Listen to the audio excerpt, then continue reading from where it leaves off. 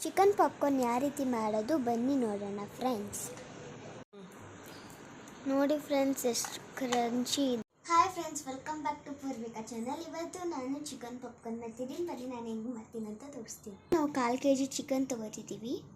Boneless chicken cut ಮಾಡಿ ಇಟ್ಕೊಂಡಿದ್ದೀವಿ. Garlic powder ಹಾಕ್ಬೋದು ಮತ್ತು ಗಾರ್ಲಿಕ್ ಪೇಸ್ಟ್ ಹಾಕ್ಬೋದು. ನನ್ನ ಹತ್ರ ಗಾರ್ಲಿಕ್ ಪೌಡರ್ ಇಲ್ಲ, ಅದಕ್ಕೆ ಗಾರ್ಲಿಕ್ ಪೇಸ್ಟ್ ಹಾಕ್ತಿದ್ದೀನಿ. ಅಷ್ಟು ಖಾರ, ಆಮೇಲೆ ನಿಮಗೆ ಎಷ್ಟು ಖಾರ ಬೇಕು ಅಷ್ಟು ಖಾರ ಹಾಕೊಳ್ಬೋದು. ನಾನು 1 ಸ್ಪೂನ್ ಹಾಕೊತಿದ್ದೀನಿ.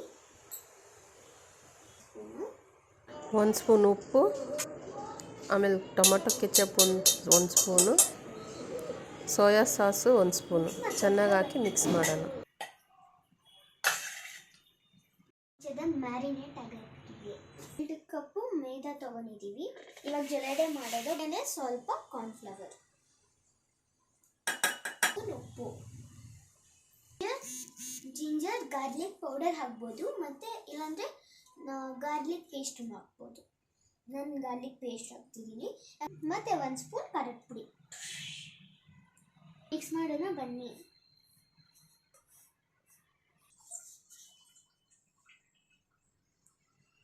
ಆಮೇಲೆ ಸ್ವಲ್ಪ ನೀರು ಹಾಕಬೇಕು. ಮಿಕ್ಸ್ ಮಾಡಿದ್ದಾದ್ಮೇಲೆ ಈ ಥರ ಪುಡಿ ಪುಡಿ ಆಗಬೇಕು.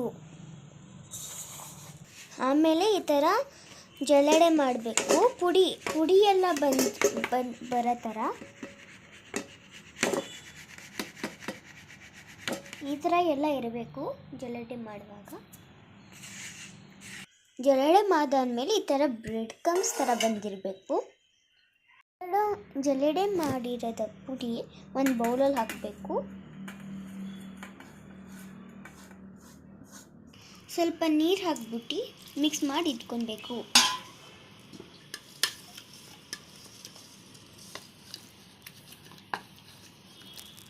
ಆಮೇಲೆ ಈ ಎಣ್ಣೆ ಕಾಯಕ್ಕೆ ಇಡಬೇಕು. ರೆಡಿ ಮಾಡಿದ್ದೀವಿ.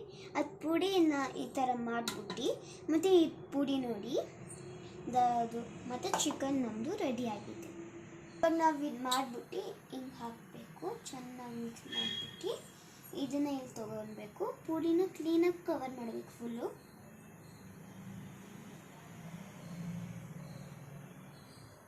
ಆಮೇಲೆ ಸಪ್ರೇಟ್ ಪ್ಲೇಟಲ್ಲಿ ಇಟ್ಕೊಳ್ಳಿ. ತಳನೇ ಎಲ್ಲ ಮಾಡೋಣ ಬನ್ನಿ. ಇವಾಗ ಎಣ್ಣೆ ಸ್ಲೋಲಿ ಇಕ್ಬಿಟ್ಟು ಇದೇನು ನಾವು ರೆಡಿ ಮಾಡಿರ್ತೀವಿ ಅದು ಎಣ್ಣೆ ಒಳಗಡೆ ಹಾಕಬೇಕು. ಮೇಲೆ ಈ ಥರ ಬೇಯಿಸಿ ಕ್ಲೀನಾಗಿ ಈ ಥರ ಸ್ಲೋ ಬೇಯಿಸ್ಕೊಳ್ಳಿ, ಬ್ರೌನಿಶ್ ಆಗೋ ತನಕ. ಇವಾಗ ಆಗಿದೆ ಫ್ರೆಂಡ್ಸ್, ಬನ್ನಿ ಇವಾಗ ತೆಗಿಯೋಣ.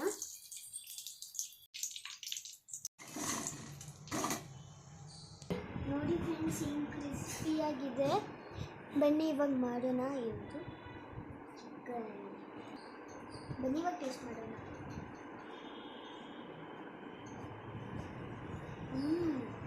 ಚೆನ್ನಾಗಿದೆ.